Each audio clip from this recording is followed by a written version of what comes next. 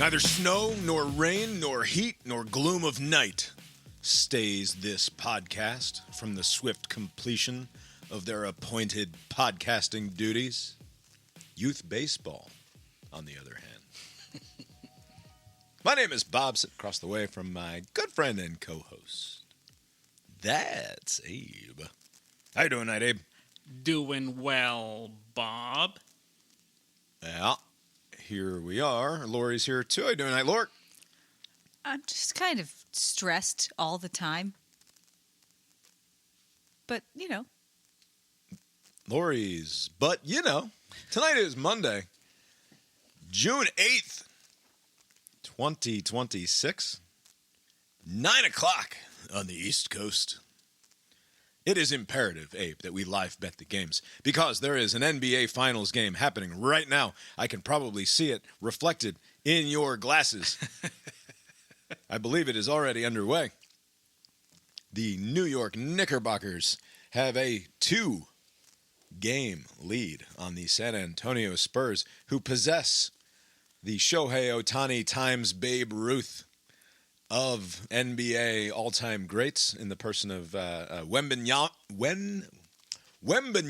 There you go. Nailed it. Victor from France, I believe. Very, very spindly dude. Yes. Very lanky. Yes. He's putting on weight ever so slowly over the years. If you saw him 3 years ago, he's put on at least 20 pounds of muscle. It's just hard to see in that frame. 7.5 feet tall, very nearly. That's too tall. Yes. It is quite tall. It is quite tall. Abe, I believe you said that Wembanyama is the greatest NBA basketball player of all time, or will eventually be known as such. A foregone conclusion, yes. I poo-pooed this because of his aforementioned spindly frame. I don't trust him to have the longevity necessary to make such a claim. But this is his second year, I believe, in the league. Third year, I believe. Third year in the association, forgive me. And here they are in the finals. And you said that this was a foregone conclusion. You said that the Knicks from the East were going to make it, but it didn't matter. That the team from out West who made it was going to be the eventual champion. And here the Knicks are back in Madison Square Garden tonight, having won the first 2 games of the series in San Antonio. What the hell is going on, Abe? I have no idea what's going on. I guess I underestimated the Knicks. Fun fact, the last loss is against Atlanta like 6 weeks ago. They've been on this winning streak. I don't know what's happened to them. I did not expect them to be up 2-0, and so my prediction looks pretty silly as of this recording, but things will shift. I will say on Game 3 that's happening as we record right now on Monday night, is attended by the president. There was a big security apparatus that needed to be built to accommodate him, and that prevented the poor fans who can't afford the get-in price of like $7,500 because like New York City had a lot of money apparently because like the cheapest ticket for this Game 3 was around $7,000. So they usually have like a fan-friendly, like, hey, here's a big screen, and you poors can watch from out there, but they can't even do that now. That's not even a potential series-sealing game. Yes, there's no scenario where you can win the title Game 3, but basically this is the first game at home in New York in like 26 years. Anyways, tonight I suspect the Spurs will win. The refs will make sure of that. They'll try to extend it. Not to. Oh yeah, is this Adam Silver going to put his? Yeah, Adam Silver is like, I want more of this. So they're going to find a way. I don't want to play into any anti-Semitic tropes out there. Adam Silver is not anything. He's an alien. I'm pretty sure Adam Silver must be Jewish. Perhaps on paper, but he's really an alien. He's not from this planet. Adam Silverstein, perhaps. That's not better. Is that? No, just silver. But it's not necessarily Jewish. Anyway, here we are talking about basketball. Very important football news happened that will send ripples through all sports. And we have to fill Abe in on youth baseball. Are you sure this isn't a cast iron balls episode? No, it's not that season. But it's cast iron brains. Balls happens in the fall. But there's the College World There's no Series. Jimmy Carter here. There's the NFL Stanley Cup final. Oh, We've been watching man. that. That's pretty fun. This is like a sneaky sports Oh, week. man. That is true. And Boy, perhaps balls. I mean, we got to talk about Donald Trump talking to Kristen Welker. No, and Meet we the Press. don't. Oh, that's right. Did you see that interview, Abe? I did. The one he walked out on. Yeah. Although, if you've done like enough to fill 2 or 3 segments on a Sunday morning, have you really walked out on anything? That is true, yes. Anyway, we'll get to that. So you've got the Spurs here currently at 24-17 with about 3 minutes to go in the first quarter. Oh, that So means can nothing. we lock that in? Yeah, Abe live bets the games, taking the Spurs. No lead is safe in the association, as you say. But yeah, I think San Antonio will win. Anunoby, corner 3, fires away, shot's no good, and the Spurs win. What a response from San Antonio. They do it again. An inspiring road win, and they are right back in the series. The Knicks lead cut 2 games to 1. What a horrid sport to watch. It really is. See? Do you see what I've been saying? I watched the fourth quarter of both of Game 1 and Game 2. Don't get it. I'm all set, I guess. This is why we're married. We wouldn't be married. It's a bad sport. It's not fun. The hockey. No one actually likes it. Hockey, on the other hand, Hockey's great. Very fun. Holy shit! I will say, very entertaining. Saturday, was it? Just the It was goals out of 4-0. nowhere. It was 4-0. I got up to make myself another drink. I don't think I even had to make the drink. I had to pour the drink because I made frozen margaritas like a real fucking slob. Or like a lady, like a gay, like a gay. Anyway, I made a big pitcher of frozen margaritas and kept it in the freezer so that I I don't could drink just frozen margaritas. I could just go back into the kitchen and dump some more frozen margarita into my glass when I ran out.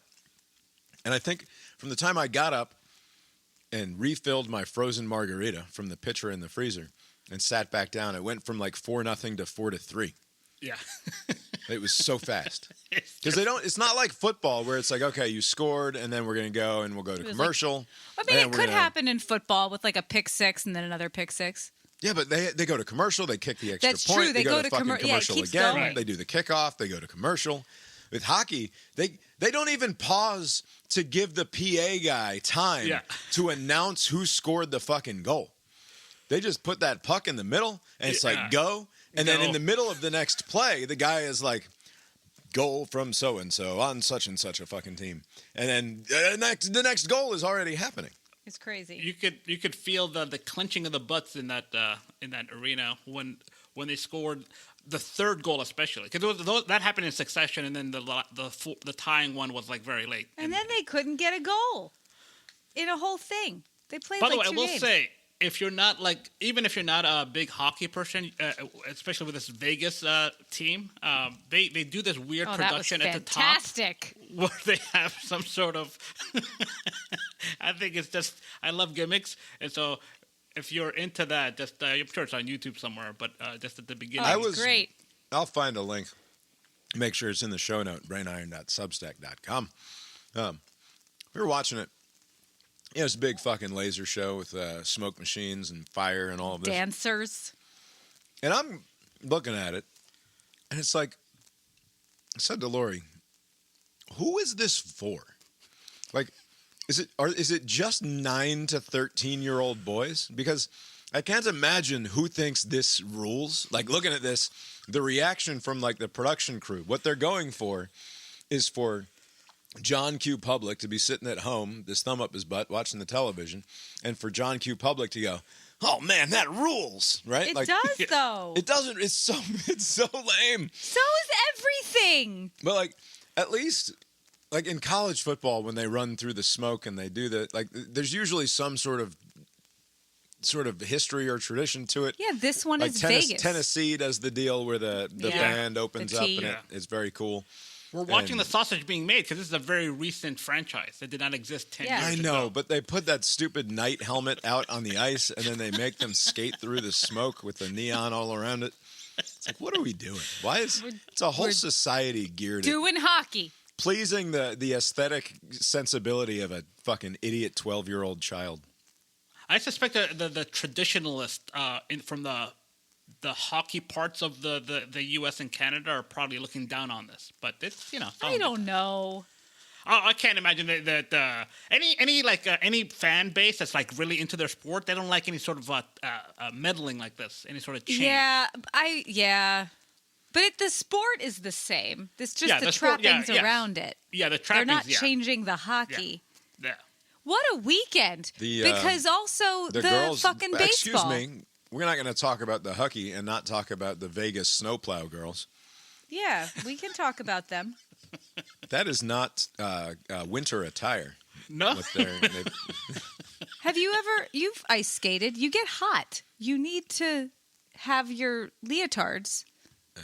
The hockey players would if it weren't so violent. They would also be in the leotards. Did you see where the guy took it right to the face? Oh, yeah. He comes skating off, just like holding his whole face in to prevent it from falling out onto the ice. And then he comes back the next day for the next game, and he's got the full grill mask on. It's like, why didn't this asshole just wear this to begin with? Why don't they just wear those? There was a possibility that you could take a slap shot to the fucking face. It was a puck, What are wasn't the it? chances, Apparently pretty good. Yeah. None of them have teeth. 50, Just wear 50, face 50 things. apparently, right? It's either yes, slap shot to the face, or no. Slap. Remember that time the guy got the stick to the balls? That was funny. Hockey is so much better than basketball. Comparisons is a thief of joy. I mean, the ratings don't reflect that, but the hockey is fun. No, I think everybody's wrong. I think they're enjoying themselves. If you took away, But if you took away Instagram, would basketball be nearly as popular? So It was popular before Instagram. Before this NBA Finals started, there was a conference finals game 7, and I went to a sport. Anytime there's like a big kind of game, I'll go somewhere to watch it just to kind of gauge the public. And you could not find any seat anywhere. It was like wall. They're just like packed. The place is packed with people. And now you see the pictures coming out of New York City. They where like it's just rooting for something. Right. And if you just gave them a different thing, they would enjoy the thing without having to have the people around. Maybe, but I think people just like basketball. Like, there's a lot of people that just like the sport. I believe that they think that, just like when people say they like when it's like 95 and humid. I'm like, yeah. I will tell you, I can sum up my problem with the Or sport. like flat earthers. What the flat earthers have to do with it? It's like, do they actually think that? I see. I can explain to you the problem with the NBA just by how Game 2 of Knicks Spurs ended, which is your 7.5 foot tall Frenchman taking a shot from fucking 18 feet out at the end of the game instead of being under the fucking basket with a chance to win it.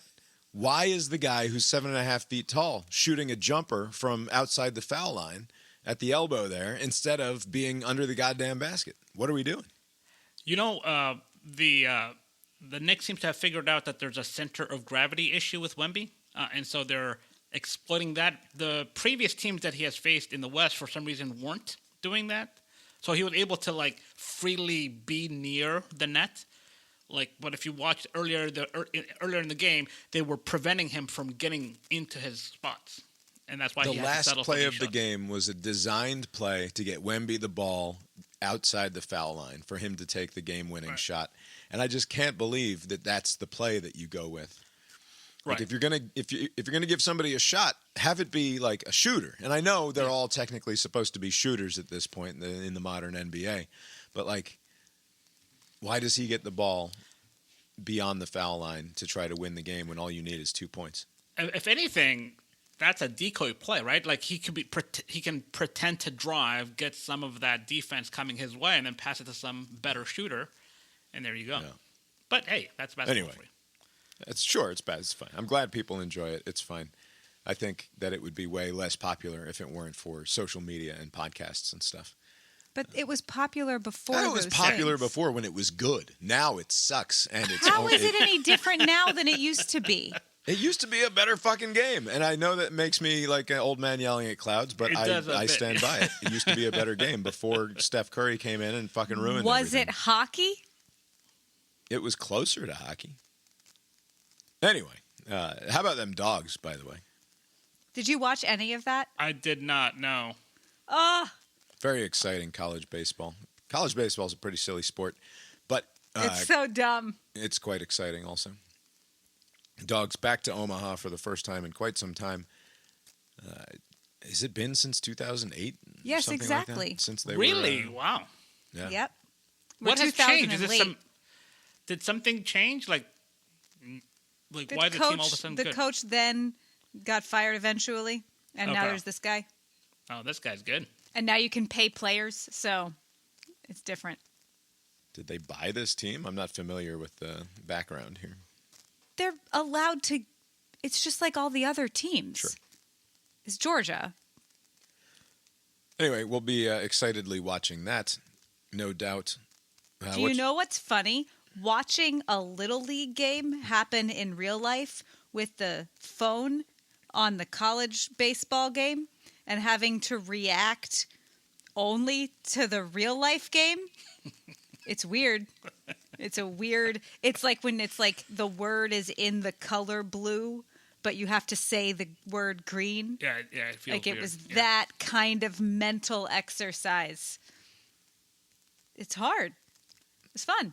What have you been up to, Abe? Anything exciting on your end?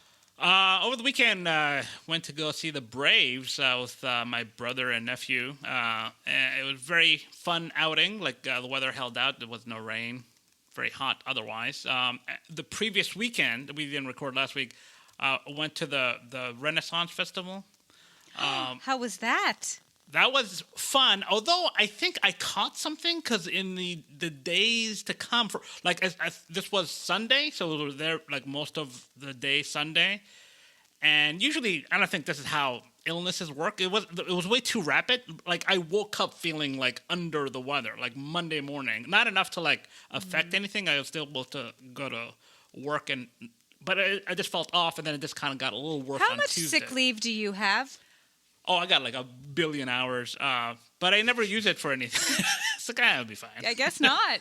You should like Maybe, go away maybe you and got a come bad- back. You're blurry. You got a bad turkey leg or something there at the Renaissance Fair. I did not. I had like something fried. Was it but, your stomach that felt everybody- bad? It was like a throat kind of thing, like just. No, up- you probably up here. didn't get that from food. Yeah, but it's always fun watching people dress up. Like it was like 70% of the adults were dressed up as something. Like, It's it was always very fun interesting. watching people dress up. Is the Renaissance Fair still, like, is in my mind, it's like 70% cleavage, but maybe that was just my Yeah, experience. there was a the lot last of time I cleavage. went, I was like Yeah. 13. Yeah, there was a lot of cleavage and just people dressed in things that are not connected. But when isn't there these days? And some people are like dressed up as Deadpool. Like, you know, sometimes people have like the old timey Renaissance stuff, and then sometimes it's Deadpool guy or like Batman. It's like, okay, I guess any opportunity to bring this out. You know, maybe they invested a lot in those That's- costumes. Completely unacceptable. Right. You cannot go to the Renaissance Fair dressed up like Batman. What the fuck is wrong with you? They just need an excuse. Oh, weirdos? I'm a weirdo. But by I Wednesday, can it wear was my all cleared weirdo up. thing. Yeah. Well, that's good. At least it wasn't. I mean, we've got Ebola going around. We've Oh, got. that's right. That's, I just heard somebody in my orbit had COVID a couple of weeks ago. Oh, really? And COVID apparently still happening. still hanging around. What is this with the beef? Something is messing up the beef prices. Screwworm or something. Oh, it's like Mexican cows with the screwworm, which is a fly or something. I don't know. Yeah. A lot of things percolating. All right. Should we discuss Little League baseball drama, or should we discuss the President of the United States? It's up to Abe. I know one of the stories, so I would rather hear the one that I don't know about. Oh, see? All right. No one gives a shit about the president. All right. Well, let's just briefly touch on the President, and then we'll get into the juicy Little League drama. Abe, did you watch Kristen Welker's Meet the Press I did. Donald Trump interview. All right. It's a long, stupid thing. The only thing that I think is worth commenting on is the end. And the only reason that I think it's worth commenting on is because of how ridiculous it went from nothing to something, largely because Donald Trump is a weird old baby. And I think that, like, to me, the end of this interview was just Donald Trump revealing himself to be a cranky 80-year-old man who, like, because it just goes from normal bullshit Donald Trump stuff to, I'll just pull up the clip here. He just wanted to be done. Certainly a way to end things. How long was the entire sit down? Because there was all this rain stuff that was happening, right? I wonder, like, if it's just getting cranky by having to sit there. The full thing, as posted to YouTube by NBC, is just shy of 40 minutes. All right, it's largely a fairly normal interview until we get to the end when Kristen Welker brings up the $1.776 billion fund that the administration has since decided isn't going to. They're not going to try for this at this time. They've pulled back from this after Republicans decided that they didn't want to be seen endorsing giving money to people who assaulted police officers on January 6th. And clearly this is something that upsets Donald Trump. And it was largely a fairly friendly, amiable back and forth here until we get to this point when she's bringing up the January 6th stuff. And I'll play it from here. I can tell you this, 97% of those people, you look at them, the FBI or whoever it was, because you had a lot of crooked cops, you had dirty cops. Comey was a dirty cop. Well, a guy like Bolton was a dirty cop. But there's no evidence. Wait a minute. Oh, you think Comey was a straight people cop? Who pleaded guilty to assaulting police Comey officers. was a dirty cop. No, they but had the people FBI, who assaulted police listen officers. to me. They had FBI agents ushering them into the building. They had FBI go into the building. Those people walking around, they're looking always in the side. They weren't in. They were being ushered into the building. There's no evidence. You had a bunch of dirty cops, and frankly, what they did was weaponization of our government. But sir, there's no evidence of that. More than 1,000 people. No, there's none. You know what you do?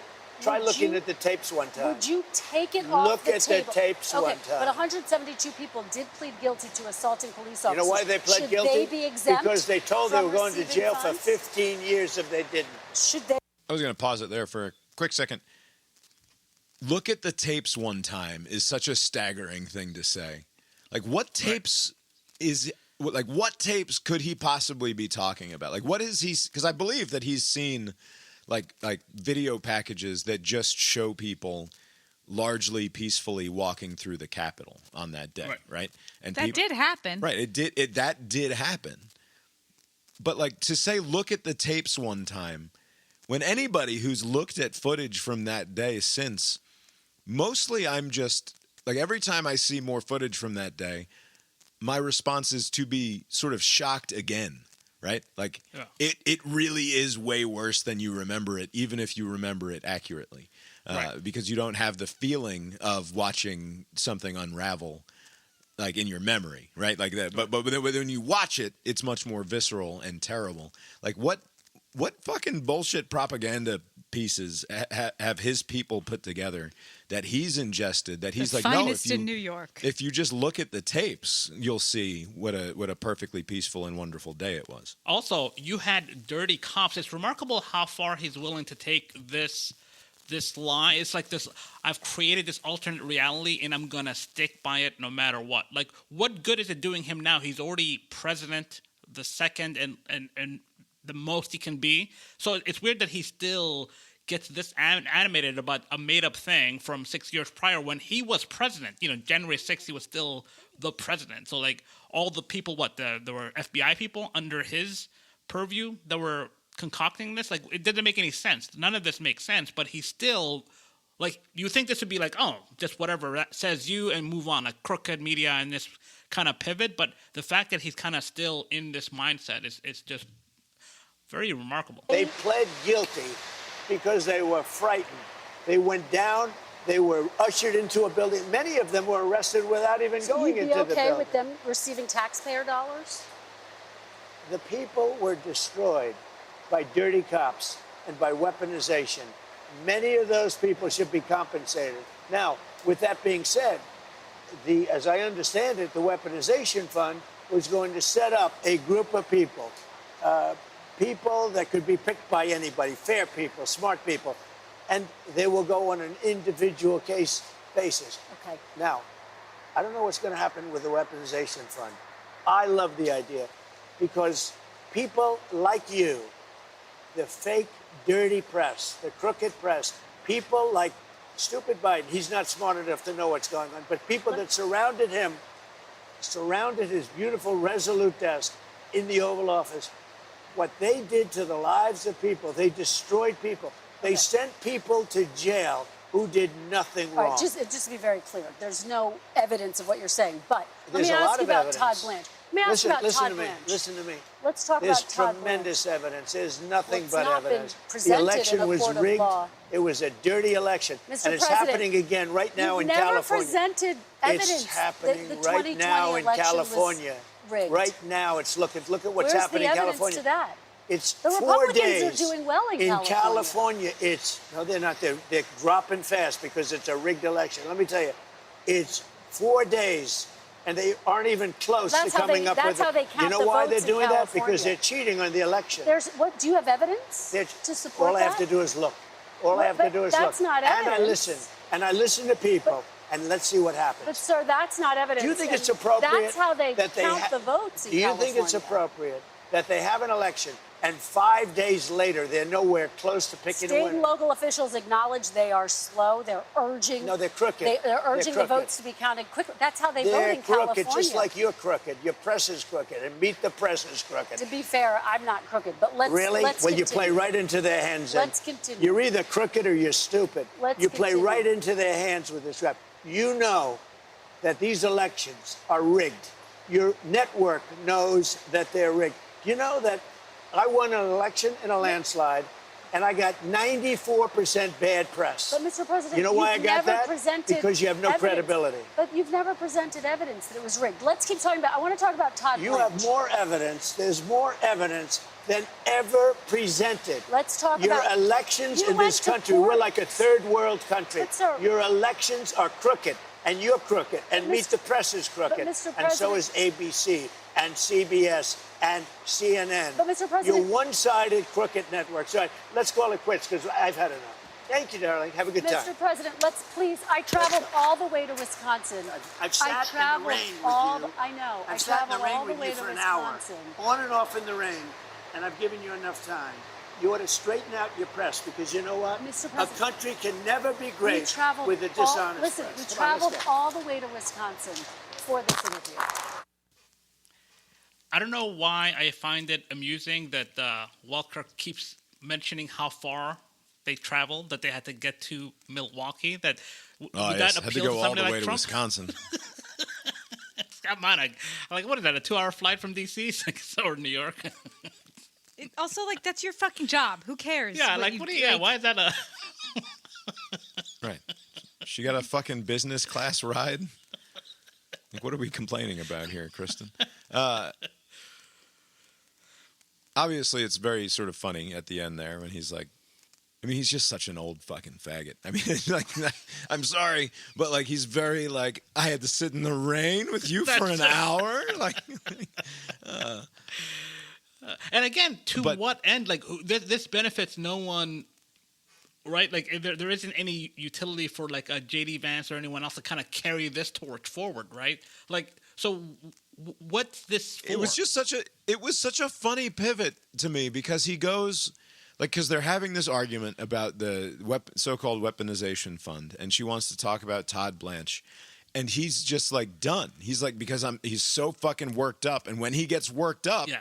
Grandpa wants to talk about the stolen election. Right. Right? Like, she doesn't bring up any of the election stuff. That would be a psychotic thing to do. Right. But he immediately, like, as soon as the blood pressure goes up, Right. it becomes all about the election from him, like out of nowhere.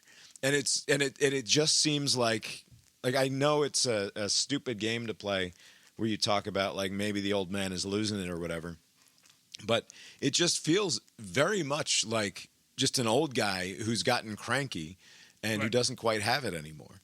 And I know he still has plenty of energy, right? Like there's no denying that he's quite, he's got plenty of virility in some sense. Vim and vigor. But on the other hand, like just to have that short a fuse about nothing and to immediately go to insane shit about the election. Like this is, again, to your point about he's the president and was the president on January 6th. I mean, it sounds so stupid to have to say it, but like he was made the president twice under this system. Right. He keeps winning. Right? I mean, it took a global pandemic and being the single most unpopular president in history to keep him from getting consecutive terms. Right. The constant doubling down on the elections are rigged in the face of Joe Biden was the president for 4 years after we all knew what a disaster it was to have Donald Trump be the president, right? Like an argument could be made the first time around, the system didn't know enough to cheat to make sure that he couldn't get in, even though he says that one was rigged also, right? The one that he won in 2016, he says, was a stolen election as well, the 10 million votes or whatever that he should have had that were stolen from him. But he won nevertheless. But maybe an argument can be made that the makers, masters of the universe didn't know any better. But surely in 2020, we knew better and should have done everything we could to keep him from ascending to the presidency again. But we didn't. Or 2024, rather. We didn't. Whatever. I don't understand why he continues to insist that the elections are rigged against him when he's won the highest office twice. Right. He's won. He's won office, but he also must be aware that this story has not taken off. Right. Like, despite all the effort to try to twist reality into something that he wants, no one's really buying this a version of what happened, and it's not going to change. So, like, why still continue this pursuit? Like, it just seems I mean, it doesn't bode well for what the next 2 years are going to be like, I think, is my takeaway from that interview, which is... And he wants a do-over, or at least didn't Walker say that they're going to try to do another one of these? I don't know what point. I don't know. I think that they text, because she's always talking about how, like, I was texting with the president early this Sunday morning. So many reporters say that. Like, this is like an outlier kind of president in this regard, right? Just so many different media heads just casually mentioned that, just texting Jonathan the president. Karl was texting with the president this morning. Yeah, like Jay Tapper, like, he's, did, like, so even people like he calls names, like he seemed like all his time is spent on just texting people. Anyway, it doesn't bode well for the next couple of years to have this cantankerous, short-fused temper fella. No, but is it gonna? It's not good anyway. Of course, the main subject of their conversation was the war in Iran, which is not a war, but also the greatest successful war ever persecuted. Yeah. And then late Sunday, we had Iran resuming firing missiles into Tel Aviv and other points in Israel, and Israel fighting back. And then all of a sudden, Donald Trump is waking up early and sending out mean Truth Social messages, telling everybody to please just stop shooting. And he's telling Bibi to knock it off, and Bibi's like, all right, fine, we'll knock it off. But this is not a war, or maybe it is a war. It's not entirely clear. I don't know what's going on behind the scenes, but what I'm seeing on public display just makes Trump look kind of weak, or like in effect, like he seems to be like almost like resigned to just like being out of control. Like, I don't know what's going to happen next. Like, he said that I'm going to ask, Israel to kind of hold back, and we have some sort of deal with Iran days away from completion. None of that seems to be going the way he wants. So, like, I don't know what's going to happen going forward. It's not like we're any closer to any sort of agreement. It seems like things are slowly getting out of hand how it was at the beginning of this, where like tit for tat here and there, then there's escalation, and then there's like, okay, let's slow down here. It's just going to go back and forth without any sort of resolution in the near term. Yeah. There was another moment early on in this interview where he was talking about the Ayatollah, the supreme leader of Iran, who's not been seen or heard from, right, but who Trump is talking to Iranians who have a lot of respect for him, and therefore he must be quite a guy or something like that. It's a very strange thing because he's like, because they could say whatever they wanted about him, but instead they're very respectful. They seem to think he's really great. So, are you talking about the son of the supreme leader? Well, he's a part of it, yes. He has not been seen in public. What is his but status? Have you talked to him directly? I do believe they have great respect for him. I see it. I mean, they want to get his concurrence. They've said to me, they've said to others that they're looking for approval, and he is part of the approval process, absolutely. Have you spoken to him directly? You said you want to meet with him. No, I have not. I would if he'd like to, but I have not spoken to him directly. Do you know where he is? I will tell you, they do. How he is? Yeah. They do pay homage to him. I would tell you if they didn't. They seem to, based on what I see, they seem to respect him a great deal. Do you know where he is? Do you know how he is doing physically? I don't want to say whether or not I know where he is, but there's a good probability that I do. Is he inside Iran? I'd rather not say that. Okay, he is the son of the last supreme leader, who was obviously a hardliner. Is this younger Khomeini any better for the United States than his father was? Younger, I think more rational, injured. He's pretty badly injured. So there's a certain bravery there. A lot of people, if they were injured that badly, they wouldn't be talking about, how we doing with the United States. They'd have other things on their mind. So there's a certain bravery there. But he is very seriously injured, yeah. He does have a weird appreciation for that sort of power, right? Even if it comes by some tough, some crazy evil person. They respect them anyway. So that's like currency to him. That's worth something. Say what you will, but that's worth something. And he's forgetting the fact that he killed his dad. This guy would be willing just to meet him and hey, let's sort it out together. It's a very weird fantasy he's got. Yeah. Anything else in the news that we should discuss? I mean, what's been going on? Do you? What do you? I mean, this was from a week ago. What do you make of the dismantling of 60 Minutes, or at least the presentation of such, where there is this effort to get rid of a lot of the senior producers, and now I think 3 of the on-air talent, Cecilia Vega, Alfonsi, and then my boy Pelly, who I thought was good. Well, and Anderson Cooper was done as well. Yeah, Anderson right? Cooper, yeah. So basically, he had a... It's it feels like one of those weird years where SNL was without Lorne Michaels. It's gonna be. I don't know how it's gonna look this fall. I don't know if they're gonna try to reprise the Andy Rooney table, segment. The last maybe they'll have Adam Carolla be Are they gonna crank. dig him up? Yeah. That microphone's been waiting for you, Abe. That you are the rightful successor to that. You should send in segment. a tape. Send in a videotape. Go get a recorder with tape and that's right. Send it in. A couple thoughts on that. First, Scott Pelley needs to calm down. Sorry. I like you, Scott Pelley. You've done some good, interesting reports on 60 Minutes. Your voice is the final voice that is heard at the end of my podcast every single episode for 300 episodes or something. But relax. Do you think because he gave an interview, I think, with the New York Times after the firing, and he characterized his firing as a surprise, which to me seems implausible to based on all of the information that came out from that meeting where he kind of dressed down both the new guy in charge and Barry Weiss, who was, I believe, not in attendance for that first meeting.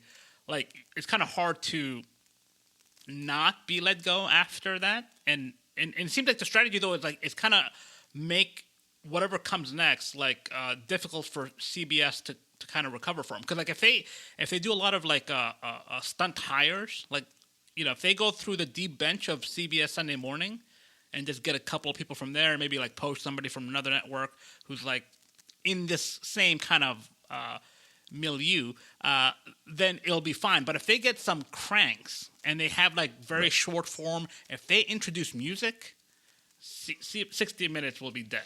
It's on live support now. But you can't.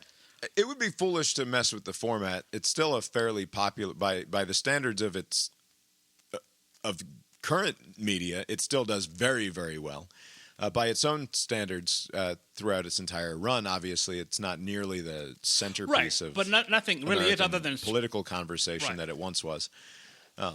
But it still matters. 60 Minutes still matters 60 in the Minutes same way that the stupid Sunday morning shows do. Right, but even more so because 60 Minutes still relative to, it's probably like it's a top 10 show. You know, even though top 10 doesn't mean what it used to mean 30 years ago, it's still a highly rated program. This differs from the CBS Evening News, which was trailing behind ABC and NBC. So, like, tinker away there, right? Like, if you were trying to get Brett Baer or do whatever, like, hey, you're struggling, you're dead last, go for it. 60 Minutes was like the crown jewel of CBS News. They weren't hurting for ratings in this environment. And so, like, any sort of tinkering is going to be met with suspicion. And this significant overhaul is going to be met with suspicion, right? So, like, I think the ratings are going to go down this fall just based on the optics. Like, it may not be the stories that they put on air may still be the same high standard, and I suspect that it will, but just the optics, like the way they went about this, it's not a kind of show where you do this sort of like change this fast. These people kind of stay on for many, many years, and that's how they build credibility. And now you're undoing that credibility by these actions. Yeah. I still think that Scott Pelley can sort of crawl out of his own ass a little bit here and come down off of the pedestal. That gets into a larger conversation about the way media see themselves, but I wish it was a little bit more work-a-day and just like going and finding the story, and a little bit less like we are the defenders on the wall of democracy. And but for us, but for a free press, we wouldn't have a democracy or what have you. Like, just calm down, just tell us the fucking news. And stop. Like, the thing that people don't like is the self-aggrandizing stuff. Right. But if this fall there is a shift in the way that it's if it becomes fucking Dateline and it's just like find the rape murderer or whatever. Yeah, if it's like those kind of salacious stories, you know, then it's like, all right, what are we doing here? You just taken a well-known brand and you turned it to shit. Yeah. All right. Obviously, there's plenty else going on in the world that is worth commenting upon, but my entire world revolves around youth baseball at the moment. And the reason that we didn't record last week was because of that. We had some drama, and it revolved around our playoffs. And it started on Wednesday, the last game of the season. Was there some sort of tie-breaking thing? Sort of. So on Wednesday, we had rain, and I needed to play. On the schedule, we had 2 playoff games, the semifinals for one of our divisions. We're both going to be played at the same time on Wednesday afternoon on 2 different fields so that we could decide the championship contenders at the same exact moment, right? And they play enough days apart from the championship game that you've given them enough rest, enough time to not have the pitching really be an issue. Unfortunately, it rained a lot on Tuesday and Wednesday, and the fields became completely unplayable. And then it kept raining. Yes. I had spent basically 5 hours or so on Wednesday getting the fields ready for a Wednesday evening baseball game. And when I left the fields at about, I want to say 2:45 or so, to go across town to go to the grocery store to pick up concession stand items that I needed to pick up, the fucking skies just... Somebody upstairs turned on the faucet, and all of my hard work to get the fields in perfect tip-top condition were completely wasted, because by the time I got back to the field about an hour later, there was a lake around multiple bases, and then it was just completely unplayable. And, you know, such is life in late spring, early summer. So I had to cancel the games. And I had to push them to Thursday and Friday because we had other games going on, so we were running out of usable field space. So instead of playing the games at the same time to give everybody equal rest before the championship game on Sunday, I was going to have to push them to Thursday and Friday. And at about 5 o'clock or so, 5:08 as I recall, I got first indication that Sunday was going to be a problem for one of our 4 teams who were competing to potentially play there. The text said something to the effect of, if we win the playoff game, we're not going to be able to make a Sunday game. When can we reschedule it for? And it's like, well, wait a second. This has been on the schedule since the beginning of March. Since I sent schedules out back in the beginning of March, it said playoffs are happening here, and the final day, the final game of the entire regular season is happening on this Sunday at this time. So what do you mean? Now you're telling me 3.5 days ahead of time that you're not going to be able to make it. It's like, what do you mean you can't make it? It's the last game of the season. It's the previously scheduled championship game. This is an undefeated team. Okay.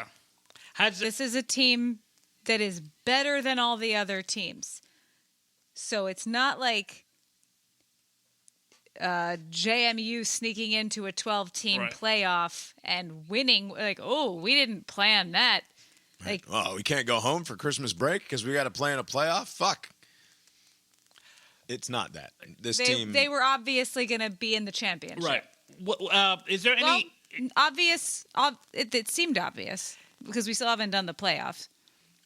Is there any precedent for this? Has there been any sort of request that was put in like this? Like, hey, can we move this fixed date game to something else? No, because earlier in the year, before I made the schedules, I got all of the conflicts from all of the relevant parties and nearly stroked out trying to satisfy all of the different conflicts.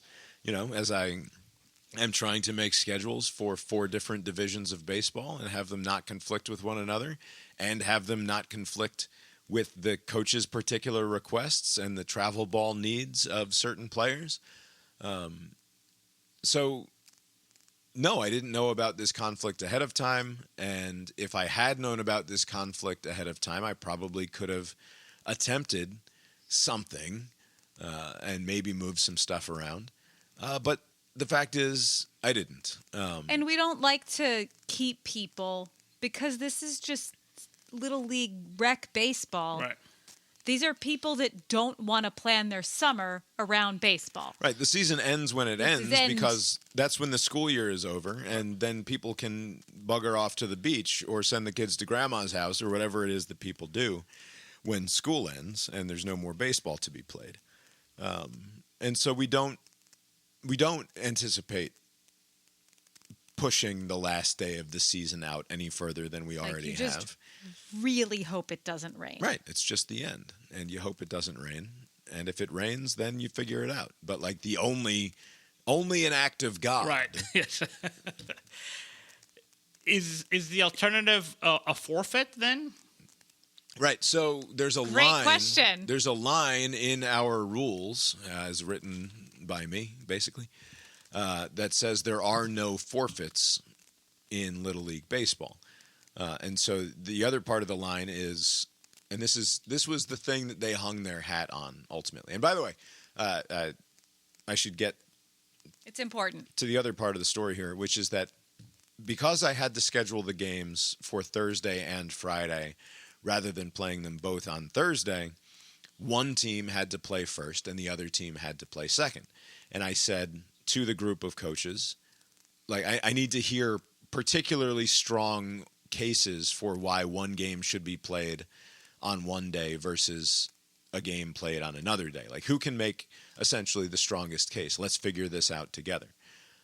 And the far and away strongest case was that the coach of one of these 4 teams was coaching in the championship game of one of our other divisions on Friday.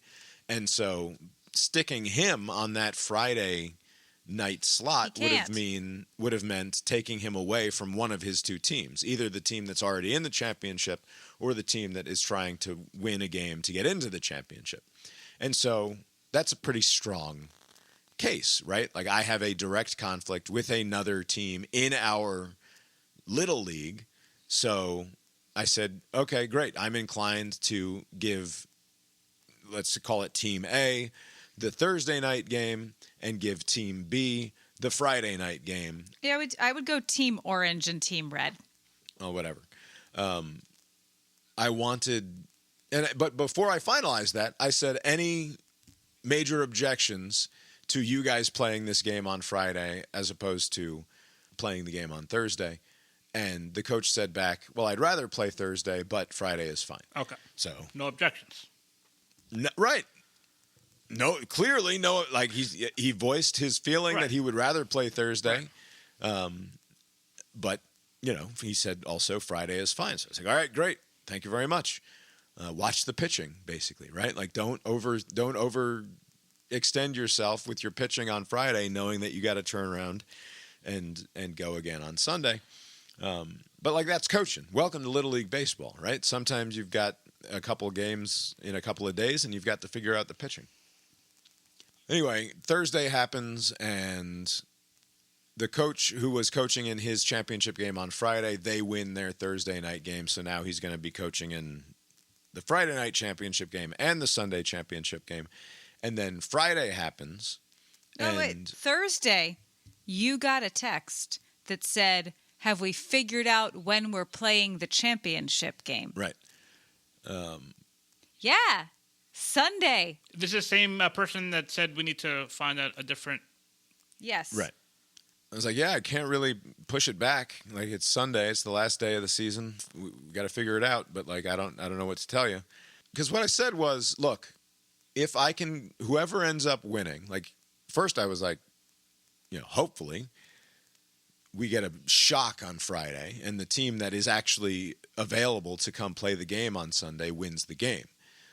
Inevitably, that didn't happen. The team that was obviously going to win ended up winning. So, I didn't get that stroke of luck. And so I had said to him when he's like, what are we going to do about moving this game? I was like, look, let's see how it shakes out with the team that's playing Thursday. And then once I have a winner in the Thursday game, I will talk to that team's coach and say, hey, is there any way that we can move this game to Tuesday night? Because Monday wasn't going to be a possibility for other scheduling issues. Wednesday wasn't going to be an issue, was going to be a problem as well. But Tuesday we could play the game potentially. So if I can get the other coach to agree to move the game to Tuesday, and it won't cost him any of his players, then maybe we can see about moving it to Tuesday. But I can't make any promises, because if he's got like even one kid who's going to be leaving town to go to grandma's house because the school year is over and baseball was supposed to be over, I'm not going to tell that kid that he doesn't get to play in the game that's been scheduled for 3 months. Right? Like, sorry, it's been on the schedule. And for the record, you're making a choice to be somewhere else, because the thing that was the conflict was a travel ball tournament being played an hour away in Richmond that 4 of their best players were going to be participating in. No, 4. 4. So they've got 11 kids on the roster. They were going to be down to 7 kids who could be there, all because 4 of these kids were going to be an hour away playing in a travel ball tournament that has similarly been on the schedule all season long, right? Like, has been a known thing since back in early to mid-March. That simply I was not made aware of was a conflict for these kids. Right. When I got all sorts of other conflict information, I was never informed about this particular conflict. So I didn't factor it into my schedule making. And to be fair, I don't know that I could have, right? I don't know that I could have changed the final day of our schedule, even if I had known. But who knows? So it goes as expected, and the team that isn't going to be available to play on Sunday ends up winning and is now demanding that the game be moved, and they're hanging their hat on a line in the rule book that says a team that shows up or only has 7 players cannot play, right? If you have 8, you can play. If you have 9, obviously you can play. But if you have 7, the game cannot be played, must be rescheduled, and there are no forfeits in Little League Baseball. That's what the rule says.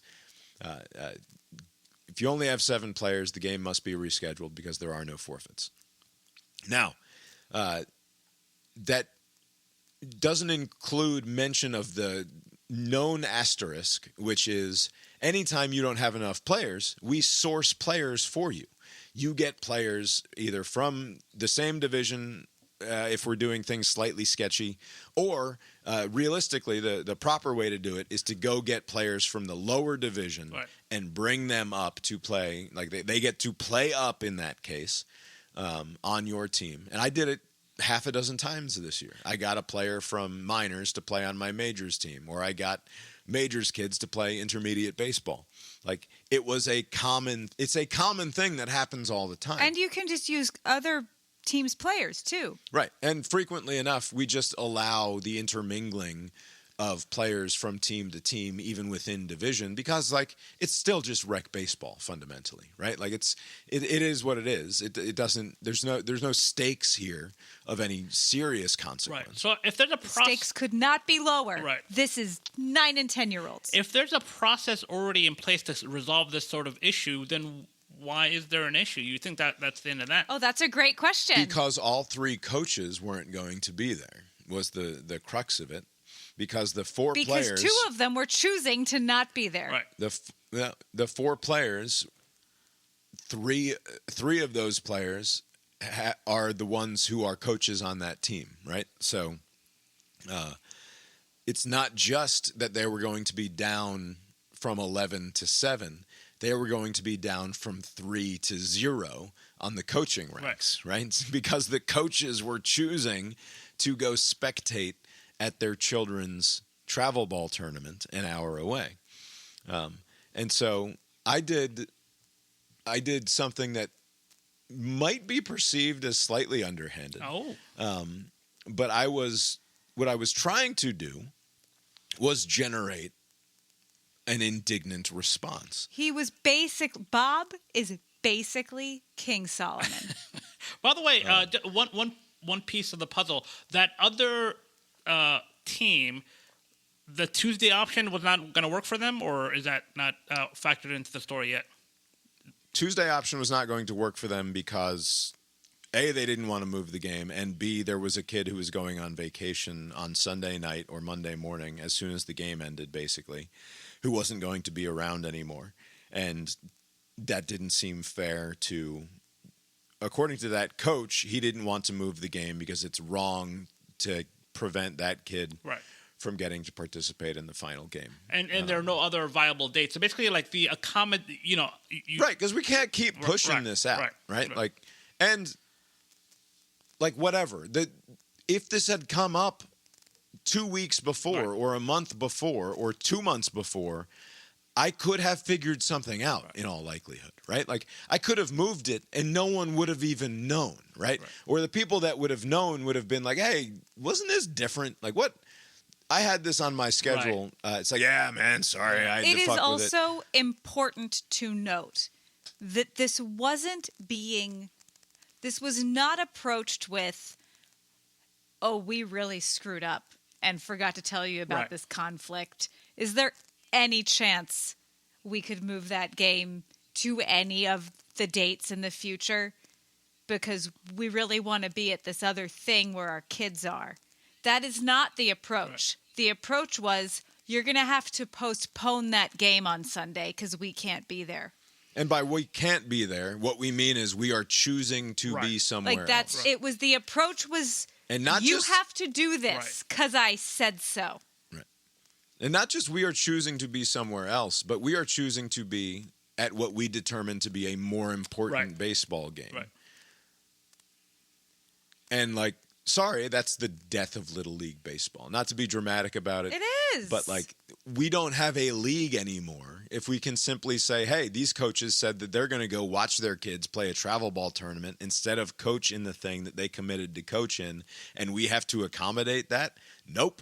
we don't have a league anymore, right? Like that's fundamentally, why would anyone sign up for your kid to play rec baseball if you're still living at the whims of travel baseball people ultimately, right?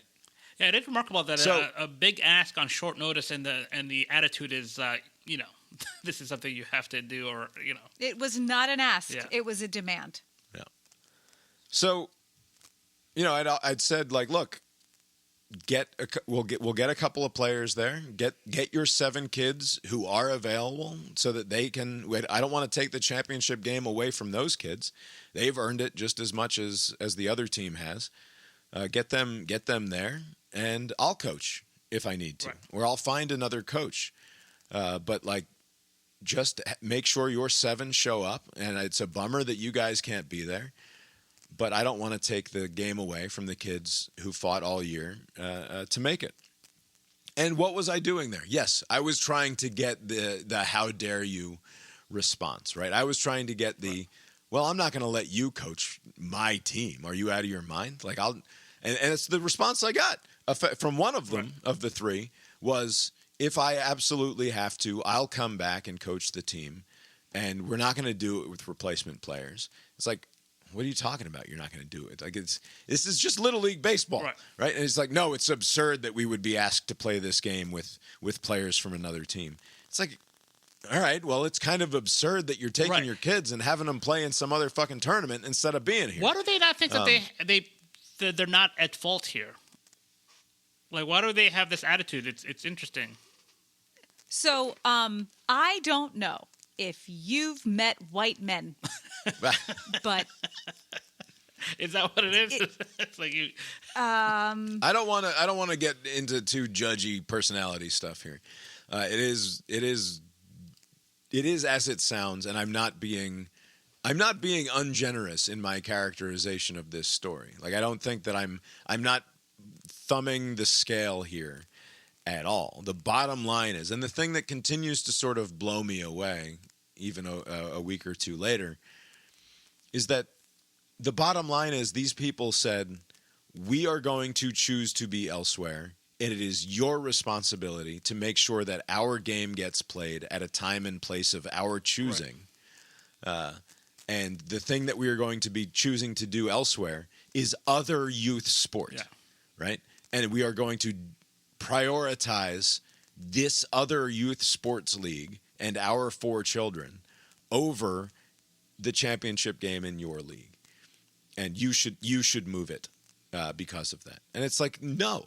Like, it's just flat out, the obvious thing is to laugh in their faces. And I didn't do that. So he didn't do that. I tried to move heaven and earth to get this game moved even 2 hours to give them extra time to get back. And because these people have engendered nothing but sort of bad faith because of their, like, again, without thumbing the scale, they have sort of cultivated an atmosphere of adversary and unpleasantness rather than collaboration and cooperation. And therefore, other people, not me, but other people in the league are not terribly interested in bending over backwards to try to do them any favors at this point. I want you to guess how the same person who says, oh, hey, you're going to have to move that thing because I have this other better thing. How do you guess that person reacts to being told no? Probably did not take it well. No, it's not. They don't hear it much. But even somebody who's unreasonable like that, this is days to go. You're springing this on like, hey, figure it out. Like, there's no like, hey, I know this is last minute. There's no. Well, to be fair to them, they did tell us to figure it out on Wednesday. Okay, 1 extra day. But again, hey, looked into it. No other viable date. Sunday, we have to make Sunday work, and we can work around blah, blah, But just like that, we can't push it to another day. So it's got to be a Sunday. Right. What do we do? Right. It's going to be Sunday. And then the question back was like, well, but what if it rains on Sunday? And I said, fortunately, the forecast is clear. It's not going to rain on Sunday.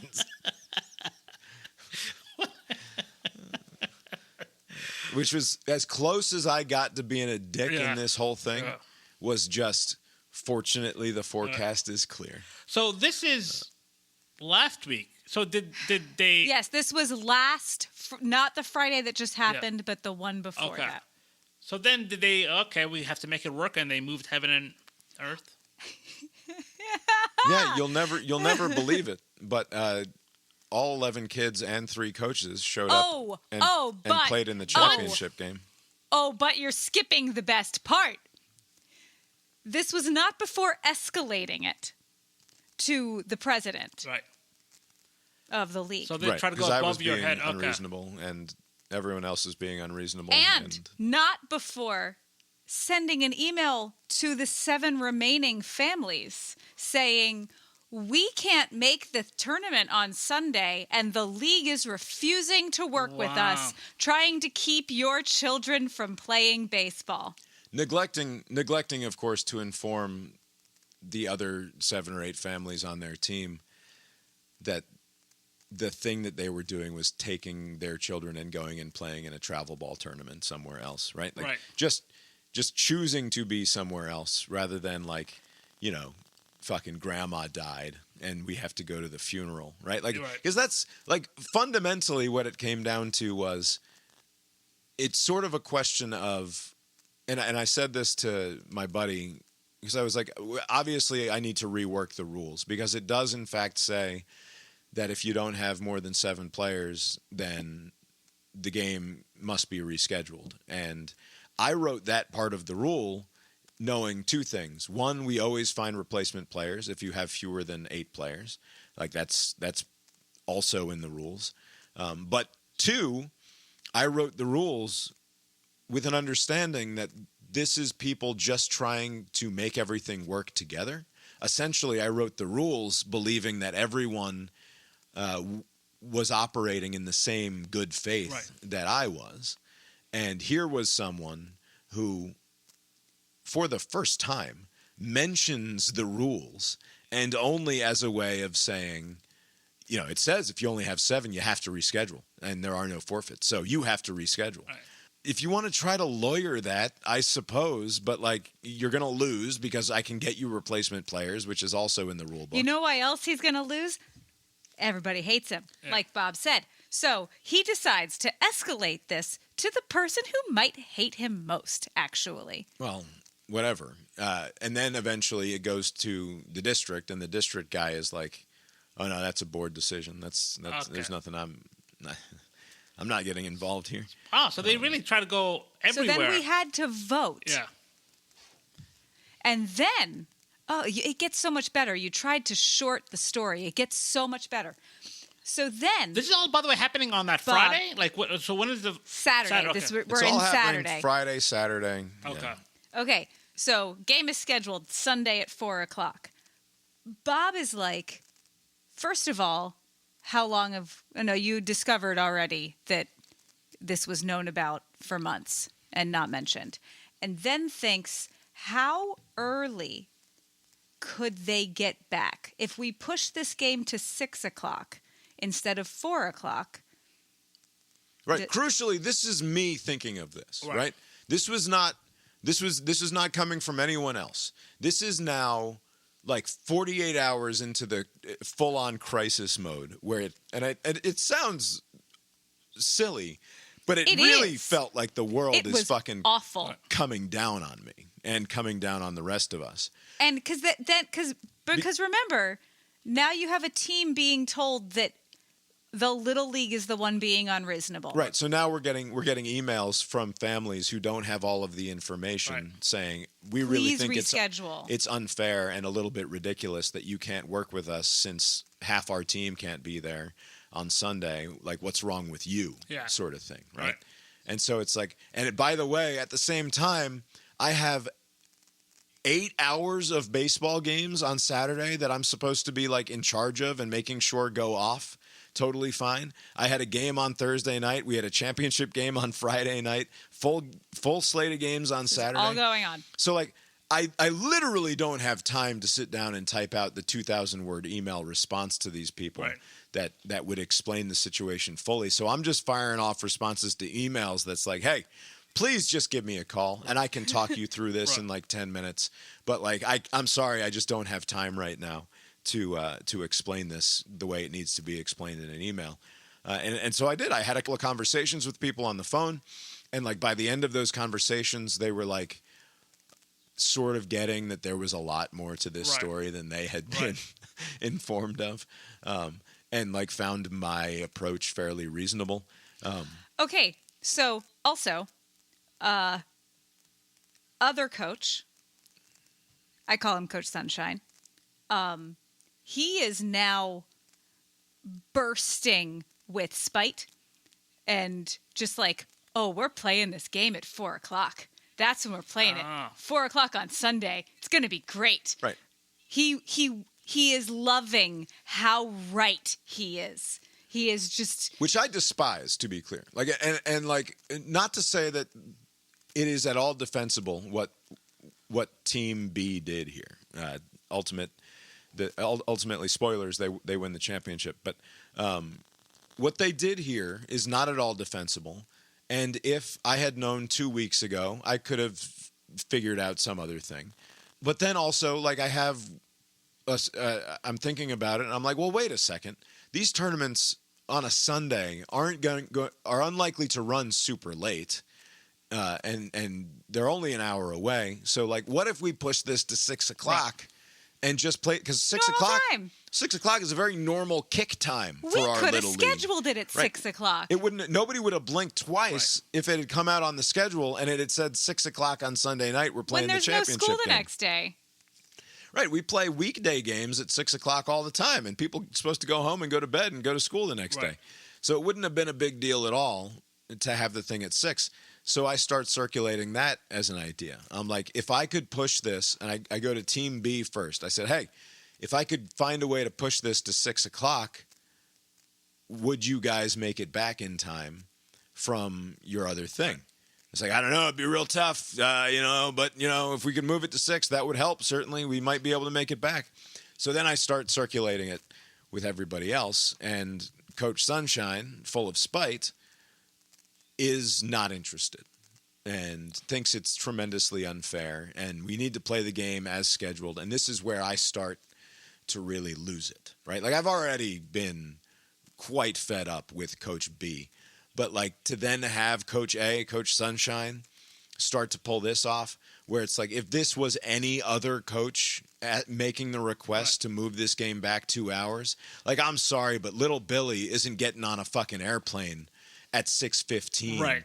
Like, right after the goddamn Little League Championship is played at 4:00, right? Like, we're not fucking with anybody's life if we push this back 2 hours. And I get it. It's been on the calendar, et cetera, but like, let's just help me split the baby here and push it back a couple of hours just to give them a little bit. But they are just not at all interested. So here are some more fun facts. Coach Cranky Pants, who wants to reschedule the game, not a fan of Bob, doesn't like Bob. Other coach of that team has a spouse that not a fan of Bob. People don't like Bob over there. Right. Coach Cranky Pants and Coach Sunshine are Bob's coaches for the All-Star team. Okay. That he is. So he is going. So tomorrow from Sunday, he has to coach a team with these two people, and he's supposed to umpire this game on Sunday. Wow. Right. So this is all going great. And this I'm not budging the 4:00 is pure spite, right? There's no like scheduling issue. 100% I mean, it is spite. pure spite that is dressed up in we have to do the right thing. Right. We are righteous and correct here, and why would we bend even a little bit? We will not be bullied from our correct position here. And at that point, it's like, if Coach Sunshine wants to make up some lie about how one of his players can't be there at 6:00, but otherwise would be there at 4:00, that is up to Coach. Like Coach Sunshine has to sleep on that particular pillow, right? Like there's just nothing that I can do, because if for me to then go to this guy and be like, hey, I don't think you're operating purely in good faith here. It's like, well, yeah, no shit. Right. Neither is this other asshole, you know, so what am I supposed to do here besides play the game as scheduled? Right. And ultimately, that's the final. That's the verdict. That's the gavel. Gavel but says. Not before or just after. Angry email from the coach pulling their kids from the postseason. Yeah. I don't want to get into that. It's fine. So really just exhausted all options. Like the entire arsenal was deployed. Also, just to move this in one the date. angry email, it is said, if we can get a team together, we might see you at 4. Okay. So on Sunday, Bob also had other stuff going on. Moving it to 6 would have worked so much better for us anyway, and I was annoyed that wasn't decided earlier because Bob had other stuff going on. So I had to go all by myself to this field of tension and unknown and just start warming up hot dogs in case there's baseball. So I don't know. When you guys woke up on Sunday morning, this was not settled. This it wasn't. It was decided. It was decided. It was just not clear whether or not the team was actually going to show. We said, look, sorry, nothing else I can do. I've done everything that I can to move this game first off of Sunday. That didn't work out. Then I've done everything that I could to push this game back a couple of hours. That didn't work out. First pitch is going to be 4:00. I assume that you're going to do your best to be here. Hope to see you there. By the way, I've found another umpire because I'm not getting in the middle of this goddamn bullshit anymore. So hope to see you at 4. Good luck, that sort of thing. So I'm interested. Yeah. I thought the 2 hours was going to be the solution here. So how was it that all of them appeared at the originally scheduled? Oh my God! Game? How was it? Is it possible that actually it didn't? The reason we didn't hear about this conflict in schedule until the Wednesday game turned into a Friday game. Is it possible that the reason we didn't hear about that conflict because there isn't one? So then why would they... No, there absolutely was a conflict. I thought, in the moment, maybe they're trying to get around the pitching rest question. As it turns out, there was no pitching rest question because the kid that they wanted to pitch the bulk of the game was adequately rested. Now, he definitely pitched on Saturday and possibly on Sunday in the tournament that they went and played in. But that's not our concern, right? Our Little League pitching rest requirements only go as far as our good faith knowledge of the kid's how much pitching he's done goes, and we cannot police what goes on in travel ball, right? It's like a don't ask, don't tell kind of thing? Like, don't tell us? Right, the kid doesn't wear a counter on his shoulder that tells you how many pitches he threw in the last 48 hours. We can only police what we can police. And so, but that happens all the time. We've got a kid who throws 50 pitches on a Friday night and officially can't go again until Tuesday. But we know that he played in a travel ball tournament on Saturday and Sunday and probably pitched in those games as well. But it's like, look, if mom and dad aren't going to tell me that he just threw on Sunday and threw 75 pitches, all I can do is ask and be like, hey, you have proper rest according to me. Are you good to go today or not? And if they're going to lie, like, what am I going to do? Right. Like, there's only so much I can police there. Anyway, their main pitcher was going to be available, as it turned out, on Sunday. Anyway, so yeah, I mean, was it a hassle? Was it?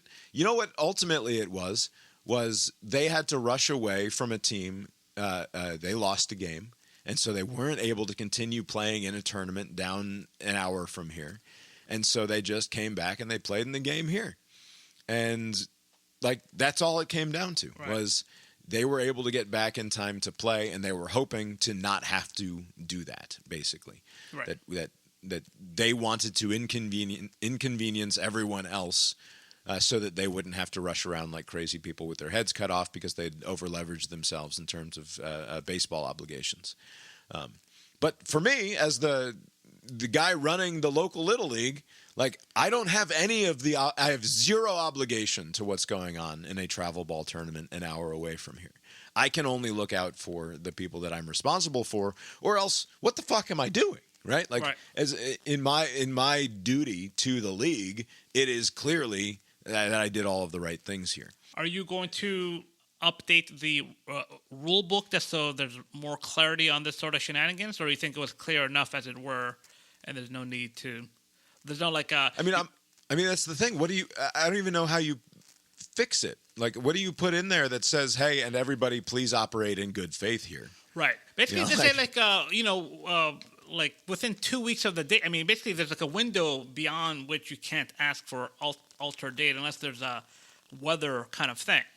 Like if this were a month out, something came up. Right. Except that like the problem with putting that sort of thing in the rule book is if Coach C, his mother died and he had to run off to fucking North Carolina and take care of family stuff, and organize a funeral or whatever, we would move heaven and earth to try to make it work, right? Like we would continue to try to figure shit out as best we can. It's just like we need people to be on the level with us when it comes to this sort of thing. And how do you? And that's why it starts to feel much bigger than it actually is, right? Because it's like if somebody wants to come in and corrupt a system by not acting in good faith, and destroy the norms of an institution, in a like the institution is itself. You have no defense against it, if the person is operating outside of good faith, and if the system has been set up in such a way that demands good faith of the people involved. So perhaps this served as a deterrent. The scam did not work. The schedule stood. And you said they won, right? It was just very stressful for us. Yeah, they won. Right. So they just call it, which does you no good. So you had this unnecessary stress for like 3-4 days, and then the game. It was awful. It was so awful. Yeah. That's why we couldn't do podcast. It felt like the world was falling apart. And then on Monday, like Lori was saying, I had to coach a Little League practice of all-stars with like half of this guy's kids and half of the other guy's kids, the two combatants in the division, and another few kids from other teams in the division, and like try to figure out like how the fuck do we work together to make this work? And I did the only thing that I know how to do in that situation, which is to show up and fully dominate the space with an outsized personality, right? Like to just leave no room and no air for anything or anyone else. I watched 2 hours of practice that I don't have kids in. Oh, wow. People were like, "What are you doing here?" I was like, "Yeah, just making sure it's all right."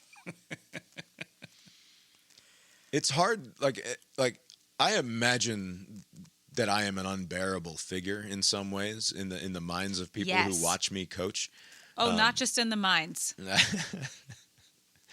Because when I'm coaching the hell out of a team, like I am really coaching the hell out of a team. And yeah, I think I summed it up well there when I'm like just fully dominate the space and leave no room for anyone else. I mean, in part, that's just like tone setting for the kids so that the kids know like, look, we're fucking here and we're doing this. Right. But also I was just terrified that any sarcastic remark or word in edgewise from one of these guys was going to completely derail my entire summer. But so far it's been fine. We've practiced them like 4 times now, and like it's been fine. Oh, that's good. So I you don't don't know. foresee. I don't know what happens in the future. I don't know if these guys stick around or not, but Yeah, I so guess we'll see. what's going to be the likely outcome of this? Do you think there's going to be less participation going forward, or was it just like just one episode and people will move on? Well, one of the families has indicated that they won't be returning. Because of this, or just there's I think this lack of is interest? cherry on top type situation. Like Lori was talking about this spouse that doesn't like me. I don't fully get it. I think there's a feeling that she has that her children have been unduly persecuted. Again, not to make it all about politics, but you know how I always talk about how weird it is that Donald Trump complains about how he's the way that he talks is like he's just been the merciless victim Yes. of the universe for forever. Right. And this is a guy who's been the president 2 times and is as of now anyway, like an actual billionaire. Right. Like could not have won, materially speaking, and power-wise. You could not have won any harder than Donald Trump has won. Right. And yet he walks around talking about how he's the perpetual victim of everyone, right? Like, how could you possibly complain about how you've been victimized when you just keep winning in every possible way that you consider relevant? Yeah. And this is some of that. Like, because I umpired all of these games, I think this woman is convinced that I was, like, somehow leaning on her kids or cheating her kids out of certain things. And it's insane. It's only insane. Okay. The behavior that is acceptable in other leagues and in travel ball, the taunting and the chanting and the bullshit, Yeah. that's acceptable a lot of places. Right. And not our league because it sucks. But if what you're used to seeing is that, and then you decide that's normal, when you bring that into us and you're told, no, don't do that, then it's like, oh, they're targeting me. Yes. Right. It's like, well, you're the only one doing it.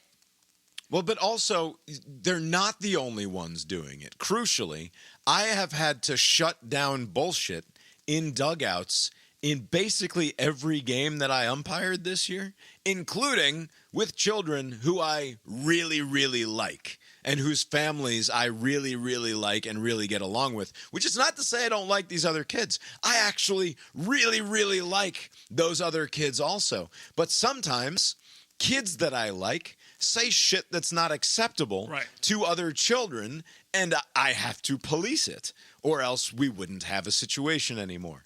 And so I do that.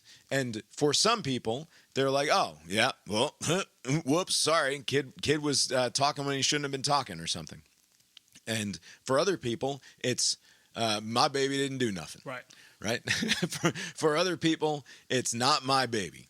There's no way that, or you're unfairly singling out my baby when everybody else is acting just as inappropriately, and you literally do not see it when I go and police the behavior of other children as well. Right. You're just completely blind to it, and I suspect that's what's going on there, but I have no way of knowing. But who knows? Also, like, whatever. Like, it's fine. I'm bummed that they won't play rec league baseball anymore, but they're going to get plenty of youth sport. But yeah, like, what the fuck am I supposed to do here? Because every time I turn it over in my head, I can't think of a way that I could have solved this problem in the way that it was brought to me without betraying the thing that I'm supposed to be protecting, or the thing that I have a duty to, which is the Little League. Right. And yeah, like I said, even if they had come to me 2 weeks earlier and said, hey, I know this is shitty, but we have a travel ball thing. Is there any way we can move this off of this day? And I would have said, man, I don't know. That's the last day of the season. Let me see what I can do. And if they had then said in that moment, could we at least push it back? What if we pushed it back to 6 o'clock? You know what I would have done? I wouldn't have even asked anyone. Yeah. I would have just said, all right, yeah, cool, 6 o'clock. That also worked way better for us. It would have worked way better for us. That helps me out because I've got a game at 1:30, and instead of playing 1, I'm trying to play 2 because I need to get extra games in. So it makes my life much easier if I can push this back to 6 o'clock. And if I had thought about it 2 weeks ago, I might have just pushed the game back to 6 o'clock anyway. Right? Like, even without knowing that there's any sort of a conflict, it would have been not a thing for me to push this back 2 hours if you had just come to me 2 weeks ago with that simple request. Right. But instead, you had to do this fucking, like, pointing at, screenshotting the rule book and highlighting, if you don't have 7 players, the game must be rescheduled, there are no forfeits thing. Ignoring conveniently the fact that we have replacement players. Right. A little consideration and goodwill goes a long way. It's remarkable that some people don't see no value in it, and they probably don't recognize that maybe if I wasn't such an asshole, things would have worked out. It's just like, oh, this guy's being difficult. What an asshole. Yeah. Also, then it was followed by a week of red tape paperwork anxiety and making sure kids are allowed to play. It was awful. I named a kid an all-star, and then it turns out he doesn't live in our fucking district, and I had to tell his mom that he can't be an all-star after all. Oh. So that was fun. And then another kid was like, I'm done with baseball. It's like, you fuck. And then there was the finding enough kids to do the thing and making sure everybody's filled out their paperwork properly, which rednecks don't like that. Oh, rednecks, nothing. I thought that we were clear, and then we fucked up. I get a call that says, hey, the form that you submitted doesn't work because your school is technically out of our area, so you need to come up with 3 pieces of... And by the way, this, talk about fucking insanity. Every rule that exists on the book somewhere, you must recognize exists because somebody tried to fucking fuck somebody else, right? Tried to get around something. Right? I don't have to tell the IRS man this, right? Every goddamn rule on the book is because somebody else tried to find some other loophole or sneak through. Right. And so now we had to come up with another goddamn rule. Well, in order for your kid to play Little League Baseball, either they have to go to school, in a school in your district, within the boundary of your official Little League area, or you have to provide 3 proofs of residency for that child from the calendar year February 1 of the previous year through February 1 of this year. Yeah, but not right this moment. Right, not now. If you have a utility bill from April or May, that's not good enough, right? So you've got to have a driver's license. You've got to, and it's like when you go to the DMV and it's like you need something from column A, something from column B, and something from column C. Right. And if you have 2 from A and 1 from C, it's no fucking good. Right. And so I got a voter registration, which is supposed to be good for column B, but then I realized, oh no, that voter registration card was issued to me in March, which is 4 weeks after February 1st, which means that therefore now it's no good. I need to find either my old voter registration card, and then I had a property tax bill that I submitted as part of the thing. And it's like, oh no. That was from April. That's not good enough. You need to find a different property tax bill from earlier in the year. So they're strict about that window. It's got to be within those. They're so strict about everything. It's that window, and it has to be. I mean, it is nuts. It's like, why isn't it enough that I can just fucking show you my driver's license and it says what my address is, and then also I have this piece of mail that confirms that I haven't moved in the last year? Like, fuck you. What are we doing? And it's because fucking psychos have conspired to make sure that their 11-year-old is on a certain Little League team or whatever. It's like, look, we're not going to compete to win anything. Everybody, calm down. We're not good. This doesn't matter. Right. It's just, I learned again. Whenever you think this will be better after we get past this threshold of time. Like if I can just get through the week, Yes. or if I can just get through this project. Don't ever think that, Right.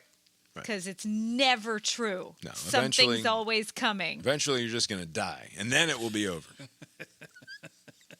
But after that weekend, it felt very much like, okay, at least we can just do all-star practice now. Right. And it was like, no. Not quite. Signatures and birth certificates and addresses. Anyway, It's so fun. Oh, yeah? Sounds very stressful.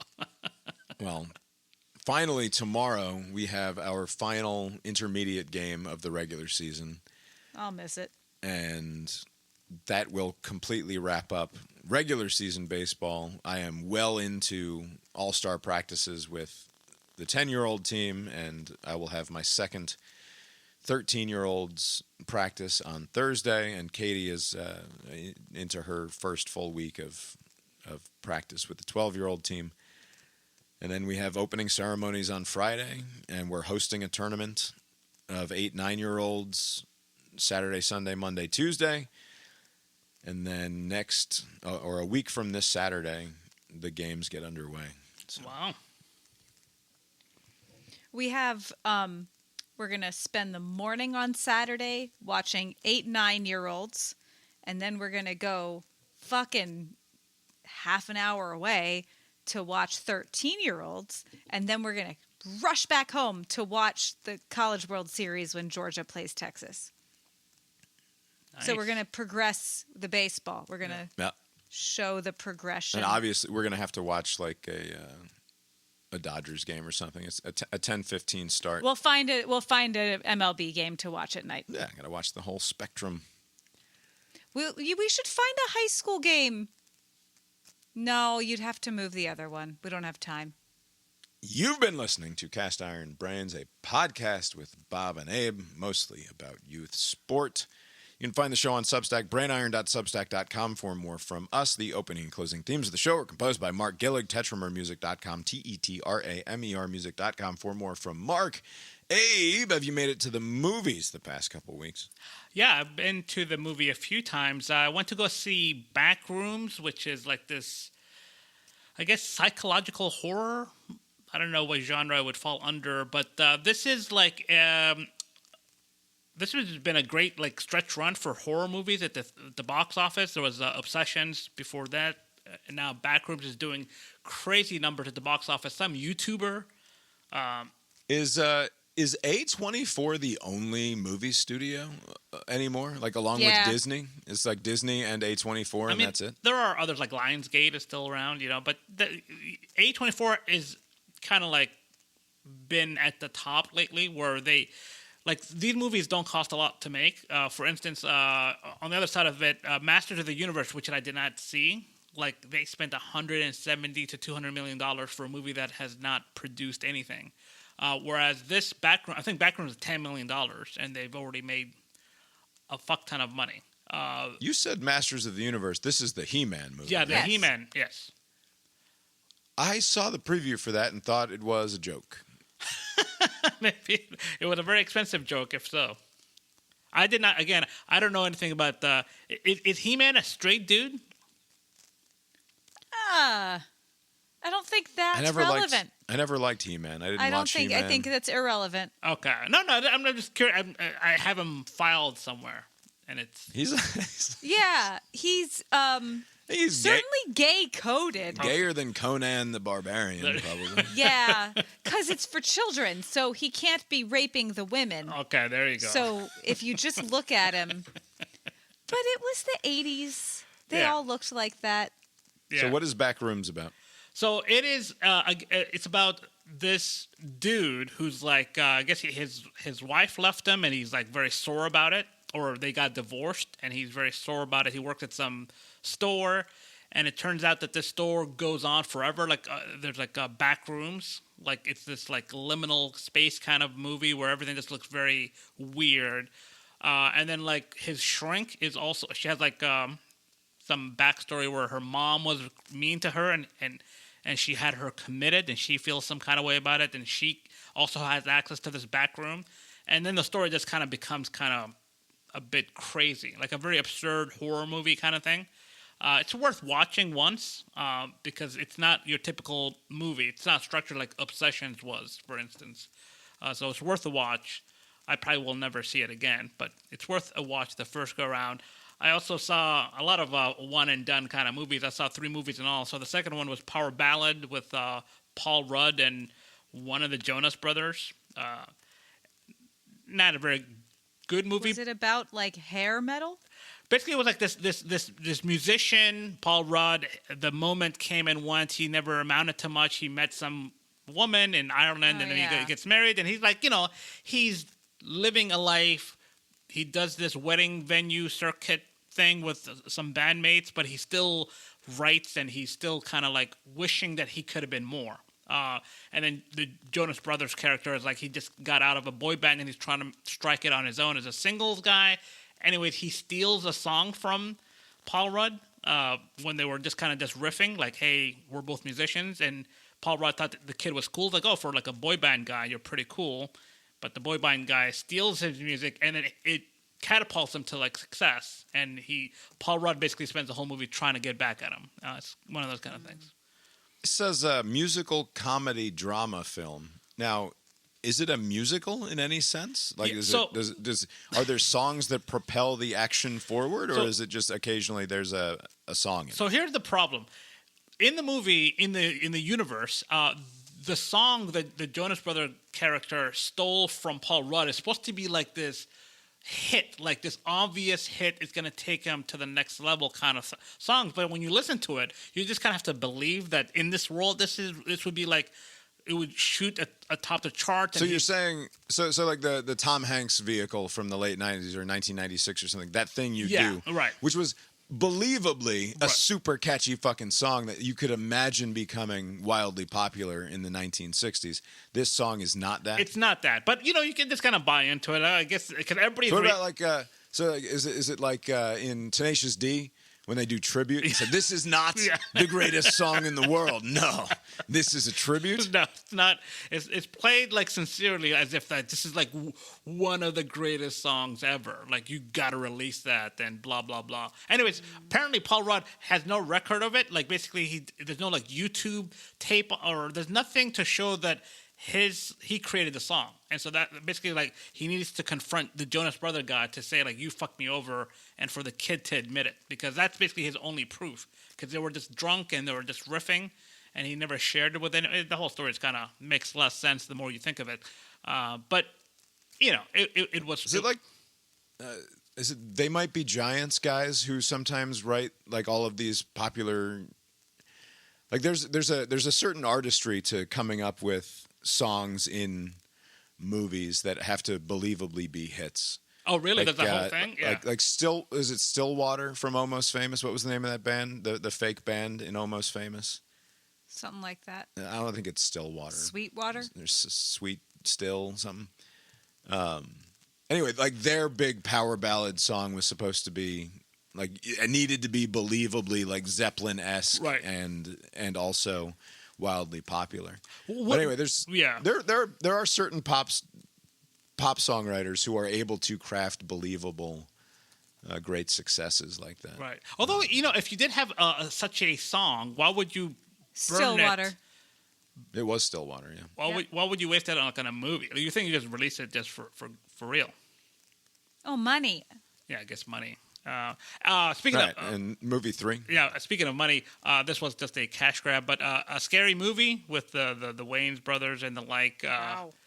Did they grab cash? Did it work? It made a lot of money, because I think it was only a pretty modest budget, and it made all of that and more opening weekend. The audience, the crowd that I watched it with, this was a sellout kind of house. They were much more into it than I was. I was like, because some of I guess it's been so long since I don't know. I've never really kept up with the scary movie franchise, but they were like making jokes about like horror movies from like 10 years ago. Like a lot of dated, like, remember this thing from like 10 years ago? Like I was like, oh, I don't want to be rude. Yeah. Those movies always fucking sucked. Right. They were not good. Right. They were not good in the first. They were just, and then they obviously it went from not good with Scary Movie 1 and 2 to where they started making like epic movie and superhero movie. There's that whole stupid genre where they would just, and it was all essentially the Scary Movie formula was just like make a sort of stupid bad reference to this other super popular thing. And like that's the whole joke. Right. It's just the ring girl crawled out of the television. Yes, that's basically. But that's they've kept that same formula into this movie. I was glad that it was over. It just didn't make much sense. Not that they didn't make any sense, but I wasn't really that into it. It did not get great reviews. Well, because a good spoof is good. Yes. Not another teen movie is very funny. Yeah, you can do it well. Yeah, they just didn't. But it's not. They're just dumb. But also this, I mean, it makes sense that it's doing well because it's for a whole new audience because the teenagers and tweet. I bet you it's a bunch of fucking. Hey, was the theater full of children or was the theater full of 40-year-old Not children. people? Was it full of 20-somethings? I don't know if I don't know what the official demographic breakdown is like nationwide, but in my theater it was like 30-something, 40-something. Like people, just like there weren't a lot of young people in my theater. All right, what did we watch? Okay, really not much. Mostly sports. Really, I don't know if I wrote down anything. Hold on. We played Rayman. We really haven't watched anything on purpose. Yeah, it's been hard to watch stuff with intention. There's been so much good sports. Lots of sports and also. We can't. It's just too much. Multiple weekend nights just full of texting about baseball with various people. Like, how can I possibly put something on? I don't know. I don't know what I've been consuming. It's just. I started the second season of Mindhunter today, and I watched. Abe, did you watch that Crash documentary with that girl? I have not yet. I've heard a lot of chatter online about it. Is it infuriating? Is it like you could not watch it? Okay, it's fine. Is it multi-part or like one go, like a 90-minute kind of thing? It felt quick. Okay. It's a 90-minute thing. Okay. Yeah, I can tolerate that. So you didn't. It's tolerable. It's some obnoxious kid and parents who are obnoxious too. Something along those lines. It is a girl who sucks. Yeah. Parents who think she's great. Yeah. And she probably, on purpose, killed some people. Wow. Ah, boy. It sucks. It sucks. And the parents are defending her? The parents, she is the victim. But she's not driving? I guess I'll watch it, but I'd like to hear what the defense is. The parents are just... I don't know anything about this. I'm completely in the dark.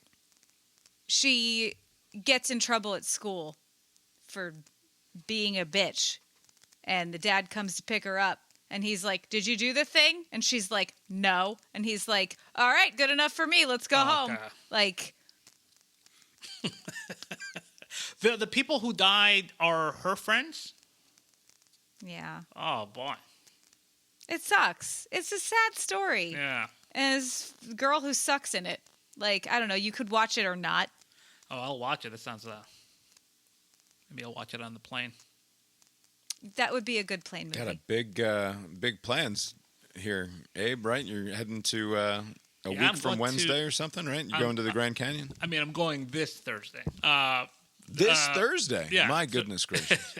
Yeah, it's this. Got lost in That's time. right. I lost a whole week here. That's right. Going up to out to Phoenix.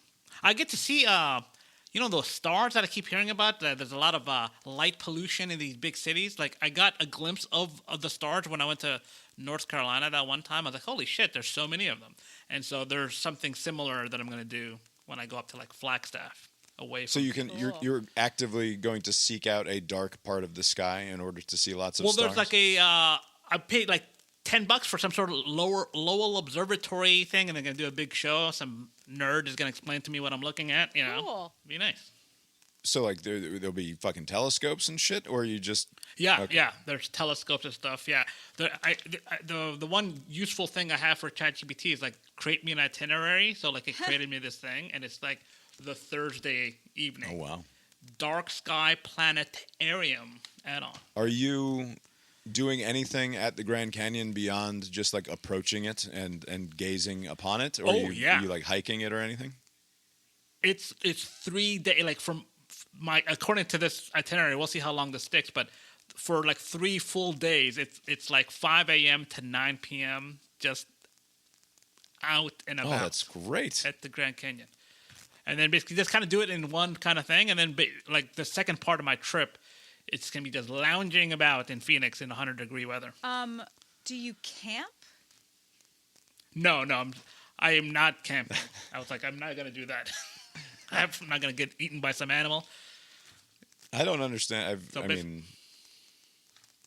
I've never understood the appeal of camping. I Bob don't. doesn't even like to sleep in a gross hotel. And by gross, we mean like anything less than a Hyatt. Yeah, like he won't sleep in a regular hotel. A Holiday Inn Express is. That's I probably precisely won't sleep much. where I'm going to be a Holiday Inn Express Flagstaff. Nice. They're fine. I don't know. I love hotels. Yeah. All right. Well, that'll be fun. Hopefully, we can record a music episode on Wednesday night before you get on with it, since we've avoided that as well. But yeah, I think that's plenty. Tonight, Abe, have you got anything else for us tonight? Nope. I guess that's all we've got for you tonight then, and we'll talk to you next time. Later.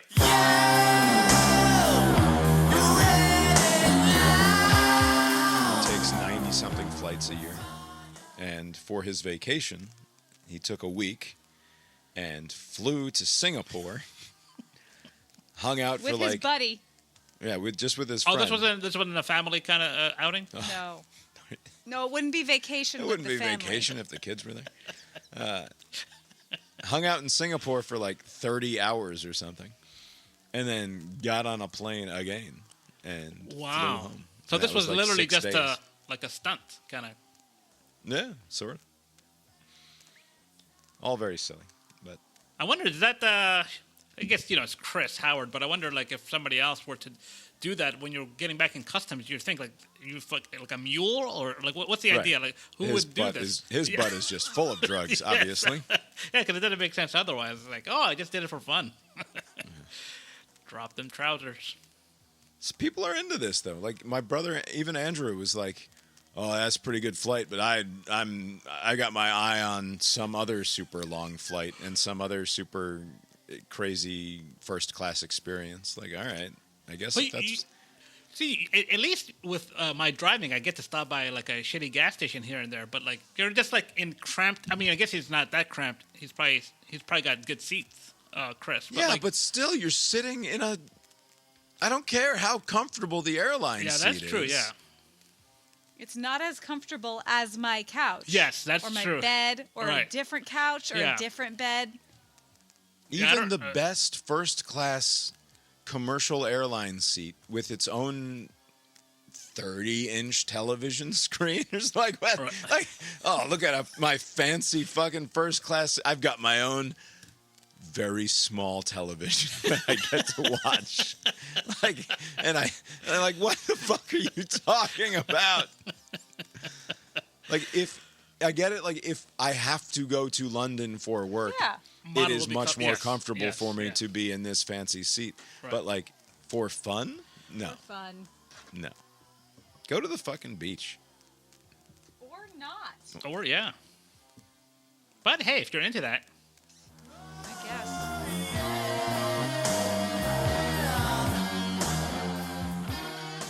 I mean, I enjoy it. It's closer to coaching real baseball, which is a lot of fun. But I'm completely overextended in my youth sport abilities this year. Also, coaching 13-year-olds is very different than younger. They aren't motivated by the same thing.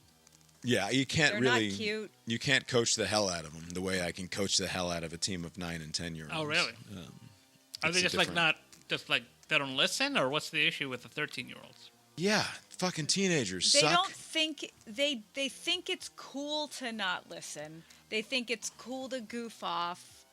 They think it's lame to try I a lot of see. the time. Like, it's just, that's what teens are. Oh, this is that phase, yeah. I mean, not all of them. Like, Calvin doesn't think it's lame to try. Right.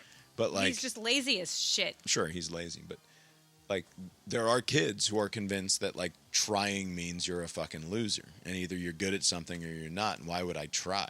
I see. Great attitude, Junior. Well, they'll learn it somewhere. Anyway. All right. Wednesday? Well, yeah, Wednesday. We'll plan for that. The proceeding was created with 100% human content.